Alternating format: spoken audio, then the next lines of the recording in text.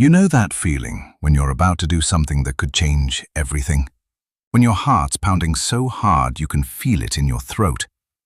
That's exactly how I felt on October 21st, 1805, standing on the gun deck of HMS Victory with 104 cannons around me and the entire French and Spanish fleet bearing down on us. My name is Thomas Barrett. I was 19 years old, and I'm about to tell you what it was really like to fight in the Battle of Trafalgar. Not the sanitized version you read in history books, not the heroic paintings you see in museums, but what actually happened down in those blood-soaked gun decks when the greatest naval commander in history decided to break every rule in the book. And trust me, what I saw that day still keeps me up at night, even 50 years later. Let me take you back a bit first, because you need to understand how a farm boy from Hampshire ended up on a warship in the middle of the Atlantic. It's 1803. I'm 17 years old, working my father's land, when two sailors walk into our village pub. They're buying rounds for everyone, telling stories about adventure and prize money, about seeing the world and serving king and country. They made it sound glorious. What they didn't mention was the press gangs, or the fact that once you're in the Royal Navy, you're in until they say you're done. But I was young and stupid and desperate to escape the farm. So when they asked for volunteers, I stepped forward. My mother cried for 3 days straight. The first month was hell, pure, unfiltered hell. I'd never been on a boat before, and suddenly I'm climbing rigging 100 feet in the air during a storm, learning to tie knots with names I can't even pronounce, and eating weevil-infested biscuits that were harder than the deck planks. You want to know what being a sailor in 1803 was really like? Imagine being crammed into a space the size of your bedroom with 50 other men who haven't bathed in months. The smell alone could knock you out. We slept in hammocks, strung so close together you could feel the guy next to you breathing on your face. Privacy didn't exist. Neither did comfort. And the work? Exhausting doesn't even begin to cover it. A warship doesn't run itself. Every single day was scrubbing decks, checking rigging, maintaining sails, polishing brass, hauling ropes, and practicing with the guns. Always with the guns. Over and over until you could load and fire in your sleep. Our captain was obsessed with gunnery practice. We'd drill for hours, and at the time, I thought he was just being cruel. I didn't understand that those hours of repetition were going to save my life. But here's something most people don't know about life in the Royal Navy. For all the hardship, there was something else there too. Brotherhood. When you're living that close to other men, facing the same struggles, you form bonds that are hard to explain to people who weren't there. The guy next to me on the gun deck, his name was William Cooper, but everyone called him Coop. He was from London, quick with a joke, always had some scheme to get extra rations. We became best friends within weeks, watched each other's backs, shared our rum rations when one of us was having a particularly rough day. There were about 800 men on HMS Victory. You'd think it would feel crowded, but once you learned the rhythms of the ship, you found your place. Your crew became your family, because your actual family was thousands of miles away. And then there was him, the man himself. I first saw Admiral Horatio Nelson in the summer of 1805, when he came aboard Victory at Portsmouth. You have to understand something. Nelson wasn't just famous. He was legendary. He'd beaten the French at the Nile. He'd smashed the Danes at Copenhagen. He'd lost an arm and an eye in service to England. And he kept coming back for more. We'd heard stories that made him sound 10 feet tall and bulletproof. The reality? He was about 5'6", thin. You could see where his right arm was missing, the empty sleeve pinned to his coat. His face showed the strain of years of command. But when he spoke, that's when you understood. He had this way of making every man on that ship feel like he personally knew them, personally cared about them. He'd walk the decks, talking to common sailors like me, asking about our families, our concerns. He remembered names. Do you know how rare that was? How many admirals treated us like interchangeable parts? One day, about a month before Trafalgar, Nelson stopped to watch our gun crew practice. I was second loader on gun number 32, which meant I was responsible for ramming the charge and shot down the barrel after Coop swabbed it out. We were in the middle of our drill when Nelson walked up. Everyone immediately got nervous. You're trying to focus on your work, but you can feel him watching, evaluating. We completed the loading sequence. Our gun captain called, "Ready!" and we all stepped back. Nelson nodded. "Good work, men. That speed will matter when we meet the enemy." Then he looked right at me. "What's your name, sailor?" "Barrett, sir. Thomas Barrett." "Where are you from, Barrett?" "Hampshire, sir." "Farm country. I know it well." He smiled, and for just a moment he wasn't the legendary admiral. He was just a man talking to another man. "You're a long way from home, but this ship, this crew, they're your home now. Take care of each other out there." "Yes, sir." And then he moved on to the next gun crew. The whole interaction lasted maybe 30 seconds, but I would have followed that man into hell after that. We all would have.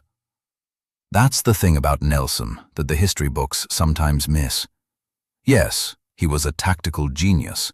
Yes, he was brave to the point of recklessness. But more than that, he knew how to lead men. He made us believe that we weren't just fighting for England.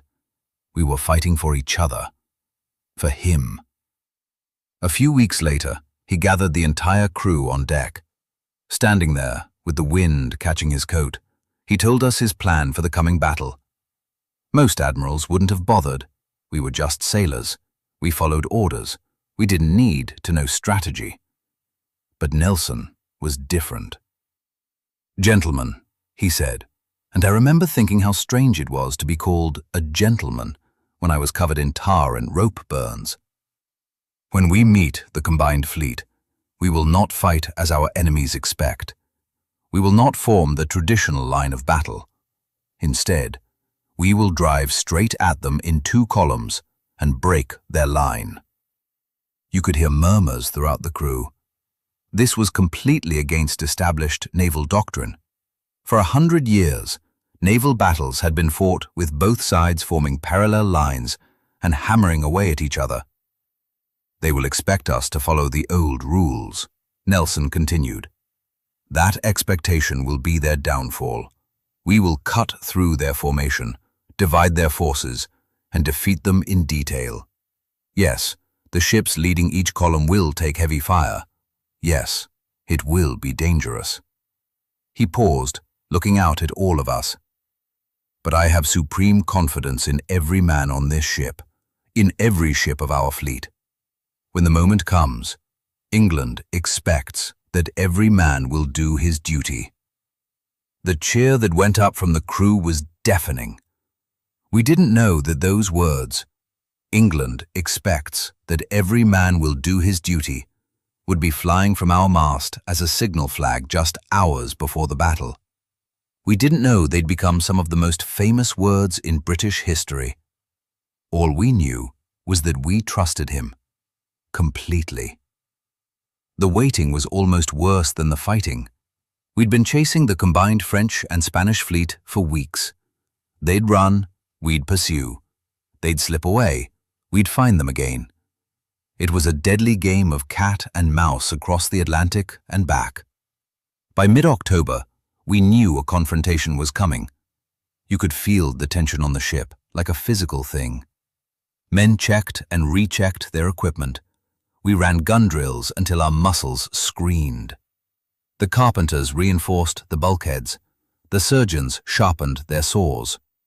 Yeah, their saws. try not to think too hard about that. On October 19th, we finally spotted them.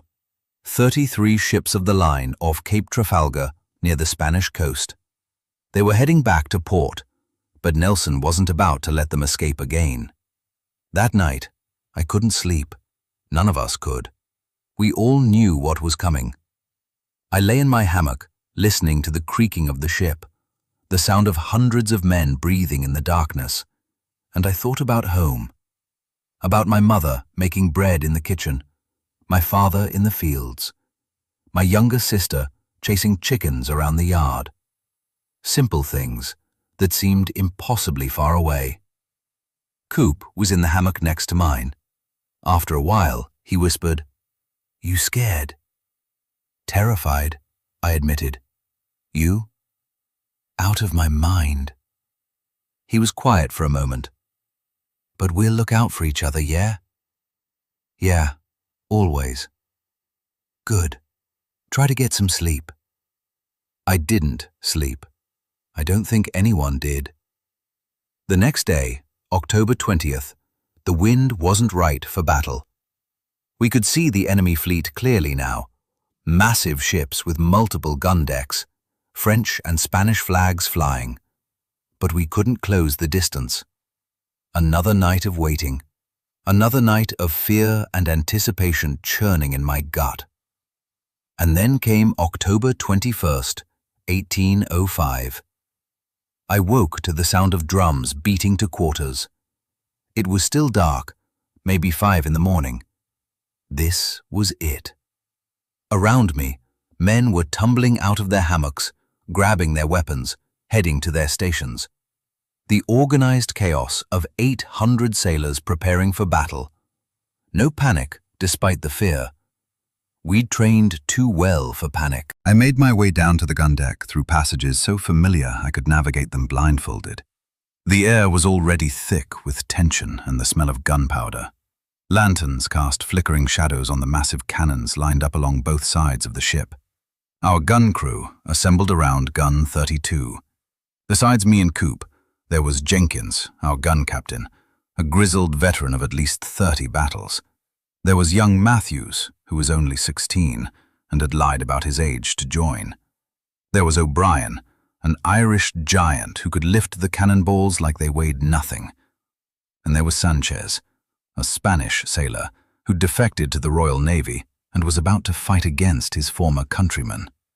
Nobody mentioned that irony. Jenkins addressed us in his gravelly voice. "Right, lads, you know the drill. We've practiced this 1,000 times. Fast, smooth, and together. Load, fire, reload. We don't stop until they do." He looked at each of us in turn. "Whatever happens up there, whatever you hear, you focus on this gun. Nothing else exists. Just us and this gun. Understood?" "Understood," we chorused. As dawn broke, we could see the enemy fleet clearly. 33 ships in a ragged line, stretching for miles. We had 27. On paper, they had the advantage. But we had Nelson. Around mid-morning, we saw the signal flags go up on the mast. One of the officers shouted down to us, "The Admiral has sent a message. England expects that every man will do his duty." Another cheer went through the ship. But this one was different from before, more sober. We all knew what we were sailing into. The weird thing about naval battles is how slowly they develop. We could see the enemy, but it took hours to close the distance. Hours of watching those ships get bigger and bigger, knowing that soon they'd be firing at us and we couldn't fire back. See, Nelson's plan was brilliant but brutal. By sailing straight at the enemy line in 2 columns, we'd be exposing ourselves to their broadside fire for maybe half an hour before we could return fire. The ships at the front of each column, Victory and Royal Sovereign, would take the worst of it. We were on Victory, the very front of the column, right where the fighting would be heaviest.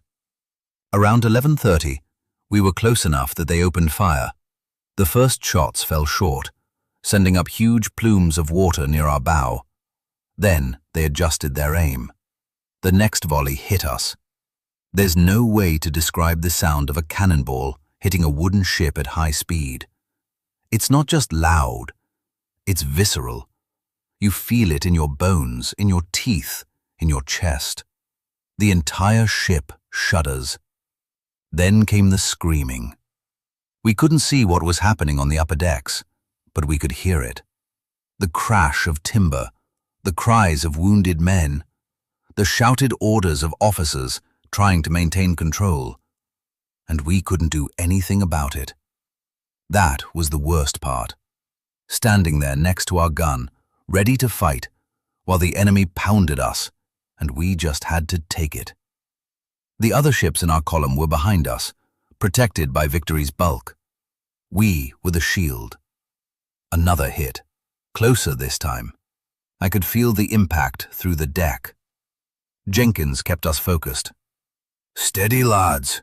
Won't be long now. Keep your heads." But it was hard. God, it was hard. Every impact made you flinch. Every scream from above made you wonder if the next shot would crash through our deck and kill us all where we stood. Coop was next to me, white-knuckled grip on his swab staff. "How long?" he asked, nobody in particular.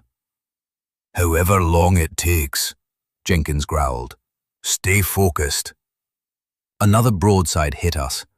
This time we could hear the screams more clearly. Someone was calling for the surgeon.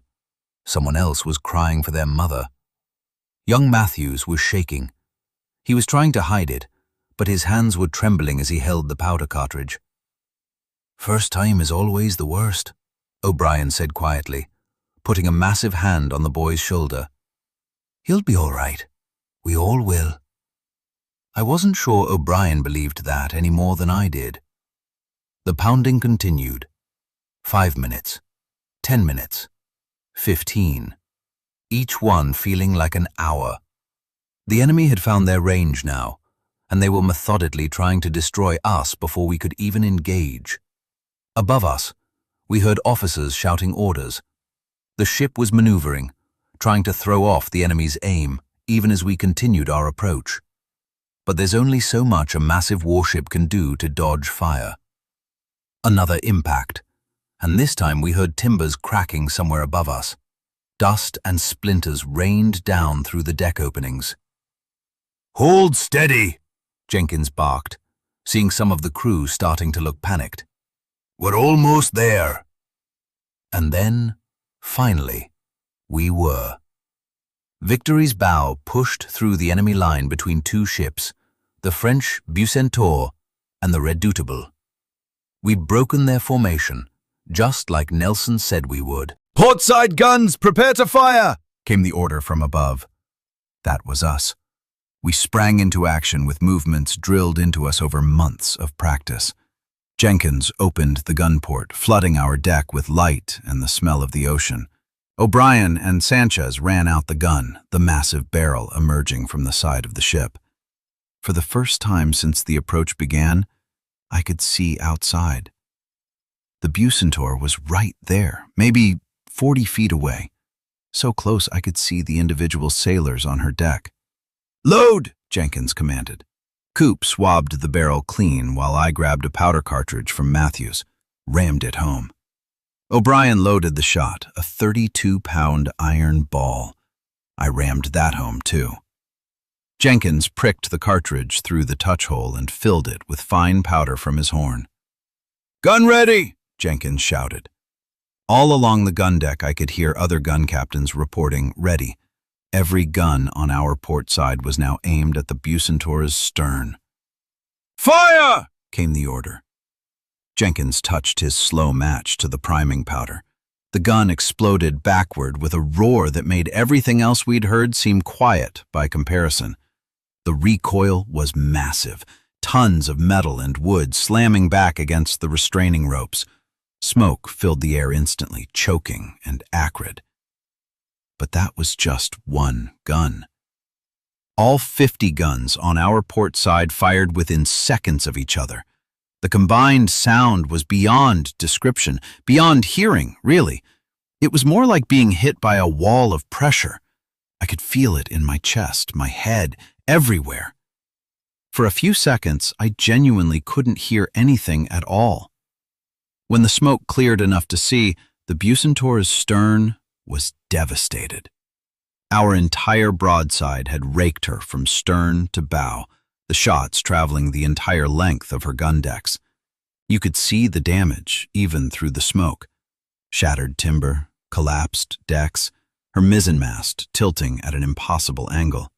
"Reload! Reload!" Jenkins was screaming, though I could barely hear him through the ringing in my ears.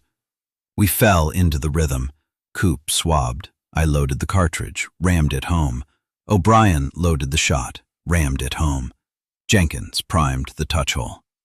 The entire sequence took us about 90 seconds, which was fast for a crew of our experience. Some of the veteran crews could do it in 75 seconds.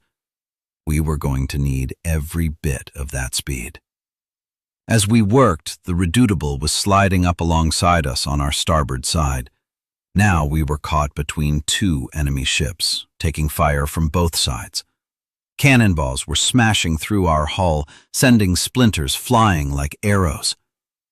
That's when I learned that in naval combat, the splinters kill more men than the actual cannonballs. A shot hit somewhere near gun 28. I couldn't see what happened through the smoke and chaos, but I heard the screams. Then I saw sailors carrying a man past us toward the hatch that led down to the surgeon's station. The man was missing everything below his knees. Just gone. And he was still conscious, still screaming. "Eyes on your work!" Jenkins shouted at me, seeing my attention waver. He was right. The moment you stop focusing is the moment you die. "Gun ready!" Jenkins shouted again. "Fire!" Another massive roar, another thick cloud of smoke. I couldn't see what we hit, couldn't see anything beyond about 10 feet. The entire gun deck was a hellscape of smoke, noise, and controlled chaos. Reload. Again. Faster. Coop's movements were mechanical now, automatic. Swab, step back. Swab, step back. His face was covered in powder residue and sweat. We all were. Matthews was keeping up with the powder cartridges, running them up from the magazine below. The kid was terrified, but he was doing his job. Another broadside from the enemy. This one was closer. Somewhere in the smoke, I heard a gun carriage shatter, heard men screaming. One of our gun crews had taken a direct hit. "Keep moving!" Jenkins roared. "Fast as you can!" The battle rhythm took over. Load, fire, reload, load, fire, reload, over and over. Time lost all meaning. Seconds and minutes blurred together into one continuous cycle of violence. My arms were aching. My ears were ringing so badly I could barely hear the orders anymore. The air was so thick with smoke that breathing felt like drowning. Every breath burned. And then, in the middle of all this chaos, someone shouted something that made my blood run cold. "Boarders! Prepare to repel boarders!" The Redoutable had pulled so close that her hull was grinding against ours. The French were trying to board us. Half our gun crews abandoned their cannons and grabbed cutlasses, pistols, boarding pikes, anything that could be used as a weapon. The other half kept firing into the Bucentaure. I grabbed a cutlass from the weapons rack. The blade felt strange in my hand.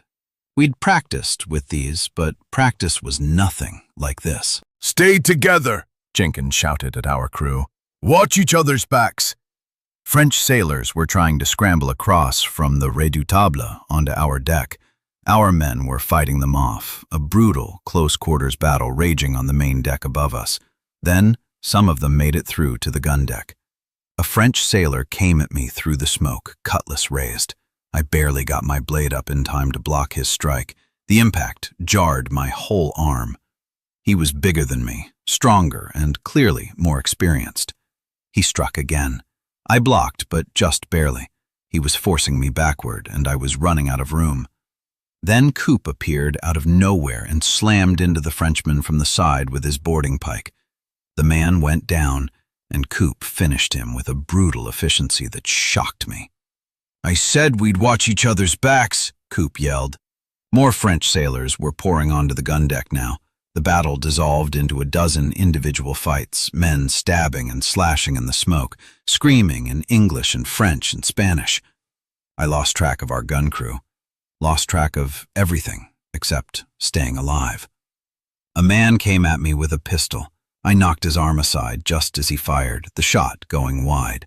Then I was on him with the cutlass, and I won't describe what happened next. Some things you don't want to remember in detail. Around me, the fighting was savage, men slipping in blood on the deck, the screams of the wounded mixing with the roar of the guns that were still firing, the smell of powder smoke mixed with the copper smell of blood. O'Brien was fighting like a demon, his size giving him a massive advantage. He'd grabbed a French officer by the throat and was using him as a shield against other boarders. Young Matthews was backed into a corner, wildly swinging a cutlass with his eyes half closed. He was going to get himself killed. I fought my way toward him, cutting down a French sailor who was about to stab him in the back. "Stay with me!" I shouted at Matthews. The boy nodded, terror written across his face. Suddenly there was a massive crash from above. Timbers fell through to our deck, and men on both sides scattered to avoid being crushed. In the momentary confusion, I saw Jenkins rallying what was left of our gun crew. "Back to your stations!" he was roaring. "Back to your guns!" The Marines on the upper decks must have forced back the French boarders because fewer enemy sailors were making it down to our level now. Gradually, the hand-to-hand fighting died down. Those of us who survived stumbled back to our guns. Our crew had been lucky. We were all still alive, though O'Brien had a nasty gash across his arm, and Matthews looked like he was about to be sick. But Gun 28's crew was gone. Just gone. Their gun sat silent, abandoned, the deck around it slick with blood. "We take their gun too," Jenkins shouted. "Barrett, Coop, man gun 28, the rest of you, with me!" Coop and I ran to the abandoned gun. It was already loaded, probably had been when the crew was killed. We could work it between the two of us if we had to. "You all right?" I asked Coop as we positioned ourselves. He nodded, but his hands were shaking. So were mine. "Gun ready!" I shouted to no one in particular. Through our gun port, I could see the Bucentaure. She was in terrible shape now, her decks torn apart by repeated broadsides, but she was still fighting. "Fire!" The gun roared. We fell into the reloading rhythm again, just the two of us now. It was harder with only two men, slower, but we managed. Around us the battle continued to rage. Victory was engaged with multiple enemy ships now. The sound was continuous, a never-ending thunder of cannon fire from all directions. How long did we keep fighting? An hour? 2 hours? I have no idea. Time stopped meaning anything. There was only the gun, the enemy, and the desperate need to keep loading and firing before they could load and fire first. Sometime in the early afternoon, word spread through the gun deck like wildfire. Nelson had been shot. I didn't believe it at first. Couldn't believe it. He seemed invincible, untouchable. The man who had beaten the French at the Nile, who had won at Copenhagen. How could he be shot? But the rumors kept coming. A French sniper in the rigging of the Redoutable had hit him. He'd been on the quarterdeck, directing the battle, and he'd gone down. The effect on the crew was immediate and devastating. Men's faces went pale. Some stopped working entirely, just standing there in shock. The sound of grief mixing with the sound of battle. Jenkins saw it happening and started shouting, "He's not dead! The Admiral is alive! and we're going to win this battle for him. Now get back to your guns."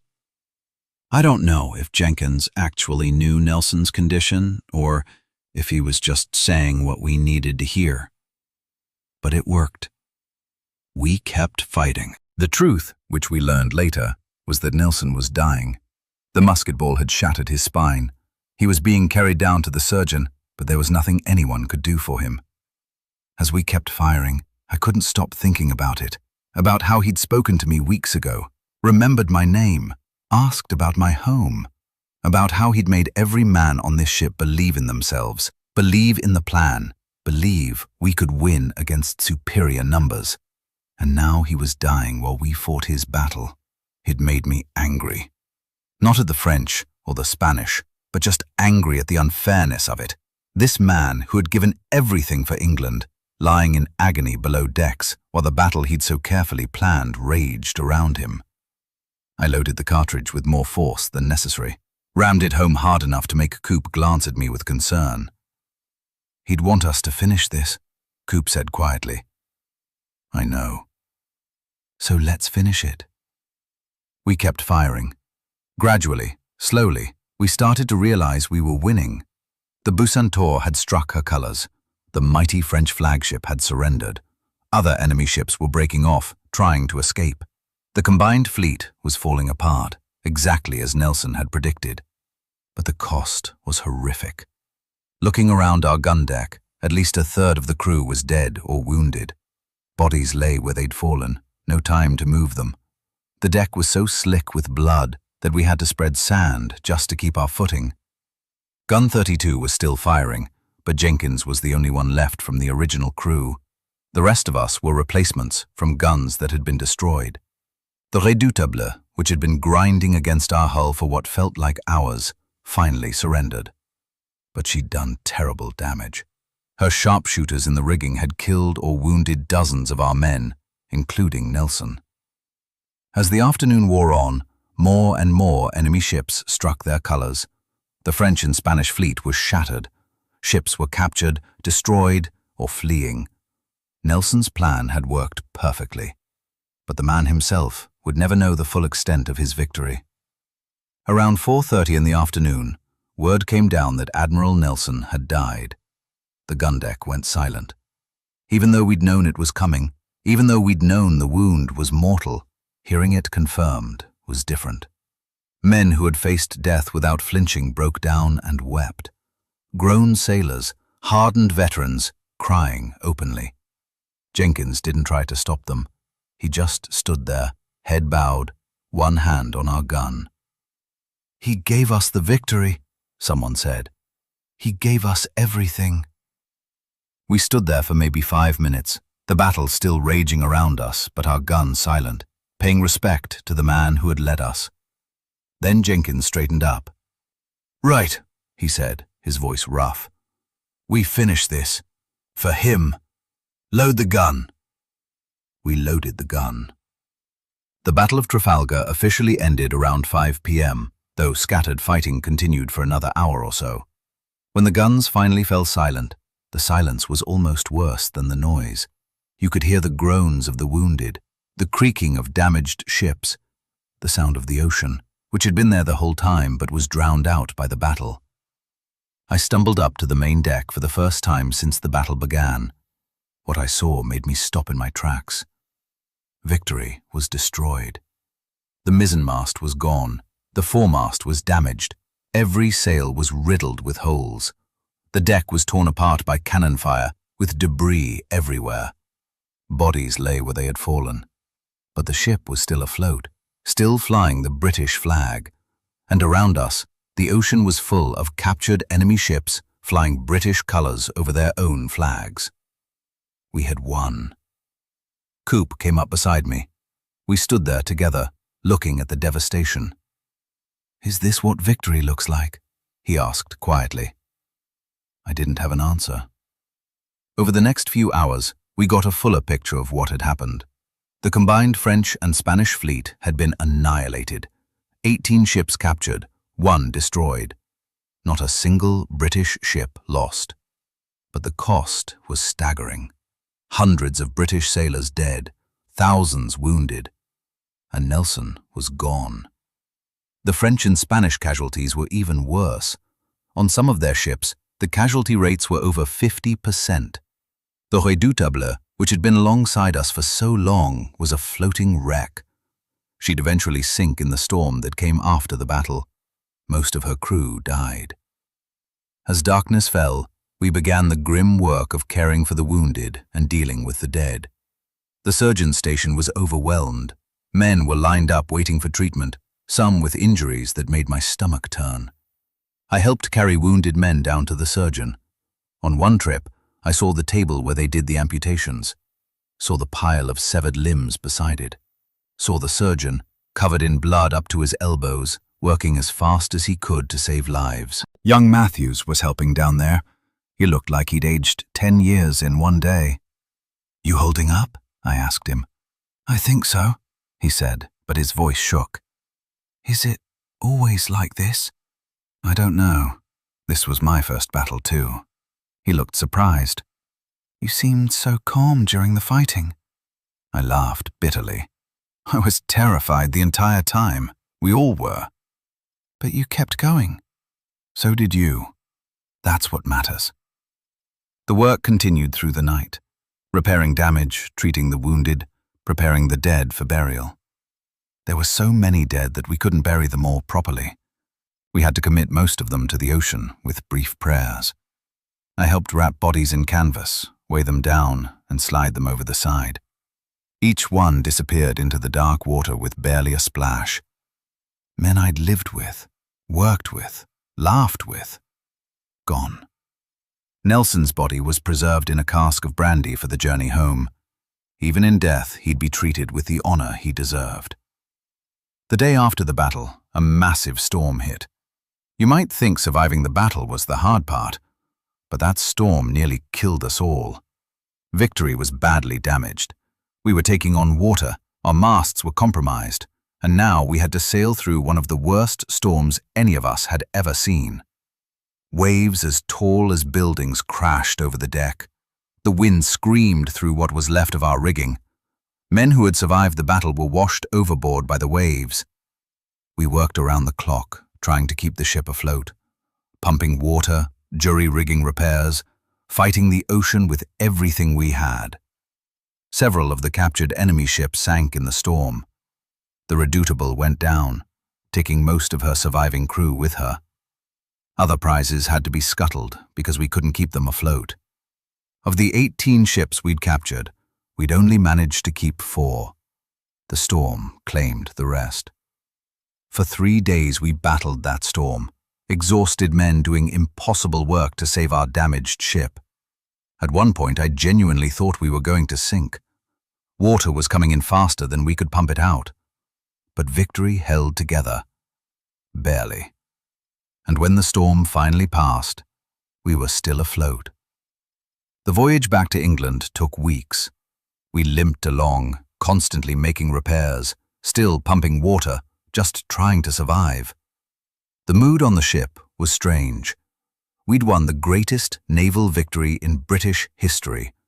We'd destroyed the combined fleet of France and Spain, ending Napoleon's plans to invade England. We should have been celebrating. But it didn't feel like a victory. Too many good men were dead, and Nelson was gone. We talked about the battle endlessly, reliving moments, telling stories, trying to process what we'd experienced. It's what you do after something like that. You have to talk about it, or it eats you alive. Coop and I would sit together in the evening, looking out at the ocean, not saying much, just being there. We'd survived. So many hadn't. Jenkins took me aside one day. "You did good work during the battle, Barrett. Real good work. When we get back to England, I'm recommending you for promotion." I didn't know what to say. "Thank you, sir. You earned it. You kept your head when men twice your age were panicking. That's rare." But I didn't feel heroic. I felt tired and sad and older than my 19 years. When we finally saw the coast of England, the entire crew came on deck. Men were crying, laughing, embracing each other. We'd made it. Against all odds, we'd made it home. As we sailed into Portsmouth, we could see huge crowds gathered on the shore. News of the victory had reached England days ago via fast ship. The whole country was celebrating. They didn't know yet about the cost, about the men who'd never come home, about Nelson. Actually, that's not true. They knew about Nelson. That news had reached England too. The country was simultaneously celebrating the greatest victory in naval history and mourning its greatest naval hero. When we docked, the crowds were enormous. People were waving flags, cheering, calling out to the sailors. But there was a sadness underneath the celebration. England expects that every man will do his duty. That signal from Nelson had already become famous. People were repeating it everywhere. It would become one of the most celebrated phrases in British history. But standing there on the deck of Victory, looking at all those celebrating people, I kept thinking about the men who'd done their duty and died for it. I was granted leave to visit my family in Hampshire. The Navy had paid out our share of the prize money from the captured ships, so I had actual coins in my pocket for the first time in my life. The journey to my village felt strange. Everything looked exactly as I'd left it 2 years ago, but I'd changed so completely that it felt like a different world. When I walked up to my parents' farm, my mother was hanging laundry. She saw me and dropped the basket, hands flying to her mouth. "Thomas? Thomas!" She ran to me and hugged me so hard I could barely breathe. My father came out of the barn, moving faster than I'd seen him move in years. My sister was right behind him. They wanted to hear everything. Every detail of the voyage, the battle, what Nelson was really like. The whole village wanted to hear. I found myself telling a sanitized version, the strategy, the courage, the victory. I left out the blood, the screaming, the sheer terror of it. They didn't need to hear that, and I didn't need to remember it more than I already did. But at night, alone in my old bed in my old room, I couldn't sleep. I kept seeing the battle, kept hearing the guns, kept watching that French sailor come at me through the smoke. My mother noticed. "You have nightmares," she said gently one morning. "Sometimes. You've seen terrible things." I nodded. She hugged me again. "You're home now. You're safe." But I wasn't, really. Part of me was still on that gun deck, still fighting that battle. Part of me would always be there. After 2 weeks of leave, I had to report back to Portsmouth. My family cried when I left, but they understood. I was a sailor now. The Navy was my life. Coop was already back when I arrived. So was Matthews, who had indeed been promoted. Our old gun crew was scattered across different assignments now, but we made sure to meet up at a tavern that first night back. Jenkins raised his glass. "To victory, to the Admiral, and to the men we lost." "To the Admiral," we echoed, drinking. O'Brien, his arm still bandaged from the boarding action, looked around at us.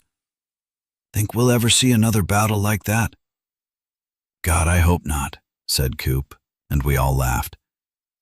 But the truth was, we probably would. The war with France wasn't over. Nelson's victory at Trafalgar meant Napoleon could never invade England, but the war would drag on for another 10 years. We'd fight in more battles, see more action, lose more friends. That's the reality of war. But none of them would be like Trafalgar. So that's my story. That's what it was really like to fight in the Battle of Trafalgar. Not the heroic version you see in paintings with clean uniforms and noble poses. the real version. Terrifying, brutal, chaotic, and heartbreaking. We won the greatest naval victory in British history that day. We shattered Napoleon's navy and secured British naval supremacy for the next 100 years. The battle changed the course of history, but the cost was staggering. 450 British sailors dead, 1,200 wounded, and we lost the greatest admiral who ever lived. Was it worth it? I've spent 50 years thinking about that question. I've watched Britain become the most powerful naval nation on Earth, protected by the dominance we won at Trafalgar. I've lived in peace, knowing that Napoleon never invaded our shores. But I still see the faces of the men who died.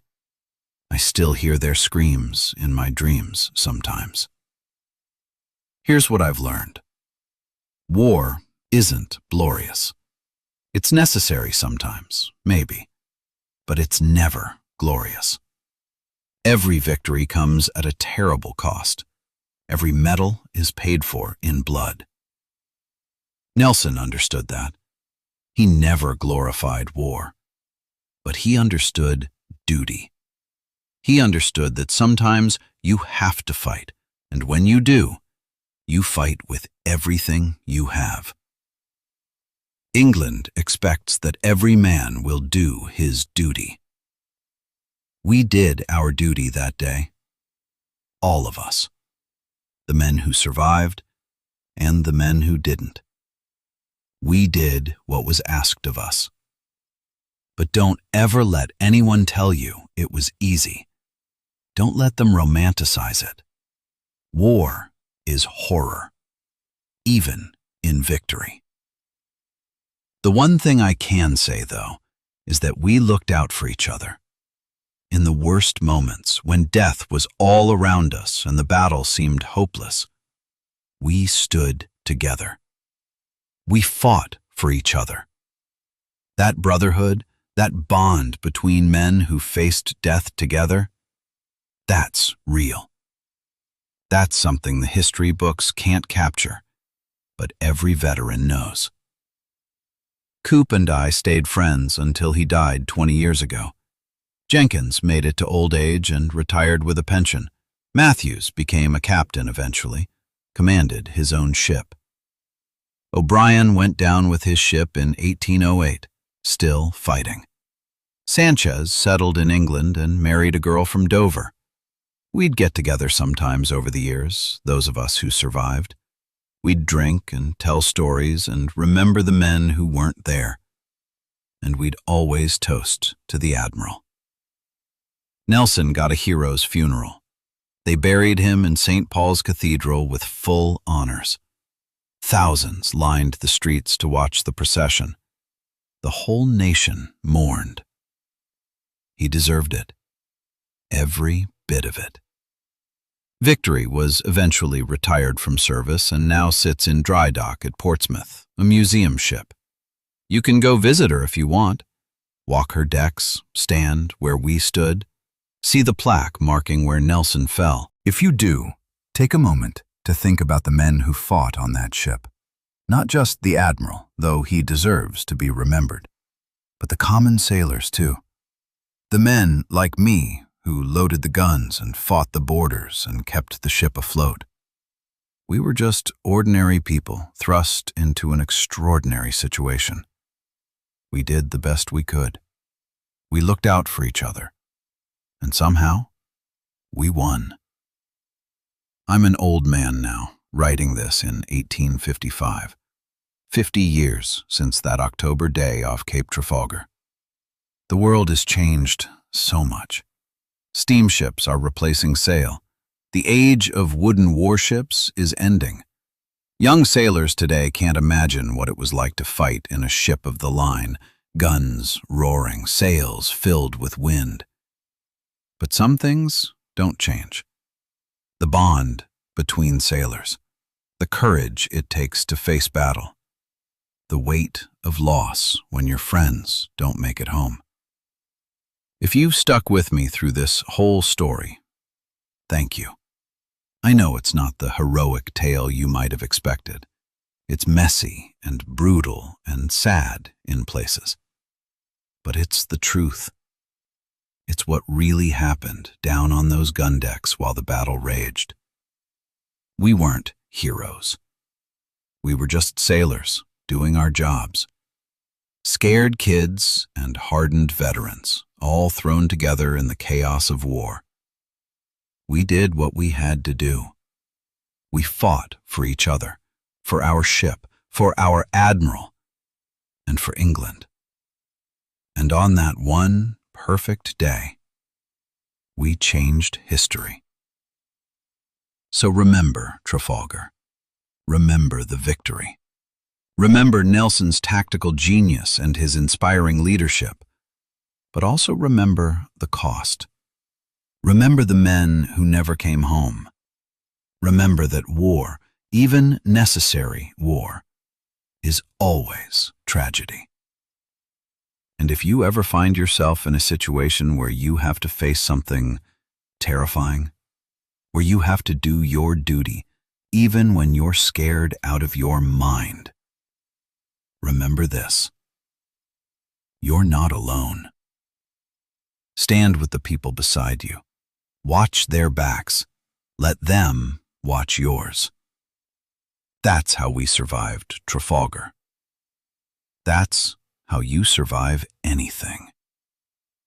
England expected that every man would do his duty. We did. If you found this story compelling, hit that like button and subscribe to the channel. Leave a comment telling me what historical battles or events you'd like to hear about next. Was it Waterloo? Maybe the charge of the Light Brigade? Or something completely different from another era?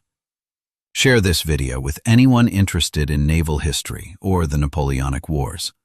These first-person historical accounts help bring the past to life in a way textbooks can't.